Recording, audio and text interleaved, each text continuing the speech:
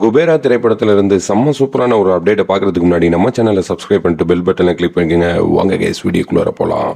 நடிகர் தனுஷ் அவர்களுடைய நடிப்பில் அவரது 51வது படமா உருவாயிருக்க திரைப்படம் தான் குபேரா திரைப்படம். இந்த குபேரா திரைப்படத்துல தனுஷ் அவர்களுடன் இணைந்து நடிகர் நாகார்ஜுன், நடிகை ராஷ்மிகா மந்தனா ஆகியோர் முக்கியமான கதாபாத்திரத்துல நடிச்சிருக்காங்க. படத்துல தனுஷ் அவர்கள் பிச்சைக்காரனா நடிச்சிருக்காரு. அவருடைய நடிப்பு ரொம்பவே யதார்த்தமான நடிப்பா இருக்கு. படத்துடைய கதை மிக சிறப்பாகவும் இருக்கு.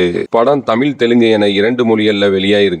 தமிழ்ல குபேரா திரைப்படம் சுமாரான ரெஸ்பான்ஸ் தான் கிடைச்சிருக்கு. ஆனா தெலுங்குல குபேரா திரைப்படத்துக்கு மிகப்பெரிய அளவிற்கு வரவேற்பு கிடைச்சிருக்கு. படத்துல தனுஷ் அவர்கள் பிச்சைக்காரனா நடிச்சிருக்காரு. அவருடைய நடிப்பு ரொம்பவே யதார்த்தமான நடிப்பா இருக்கு. படத்துடைய கதை மிக சிறப்பாகவும் இருக்கு. படத்துல தனுஷ் அவர்களுடைய நடிப்பை பார்த்துட்டு நடிகர் சிரஞ்சீவி மற்றும் பலர் தேசிய விருது நடிகர் தனுஷ் அவர்களுக்கு கண்டிப்பா கிடைக்கும் அப்படின்னு பாராட்டியிருக்காங்க. குபேரா திரைப்படம் ஜூன் 20ஆம் தேதி வெளியாச்சு. வெளியாகி 5 நாட்கள்ல 100 கோடியை கிராஸ் பண்ணிட்டதா அதிகாரப்பூர்வமா படக்குழுவினர் ஒரு போஸ்டரை வெளியிட்டிருக்காங்க. இன்னும் சில நாட்கள்ல குபேரா திரைப்படம் நிறைய வசூல் சாதனைகளை படைக்கும் அப்படின்றதுல எந்த ஒரு சந்தேகமும் இல்ல.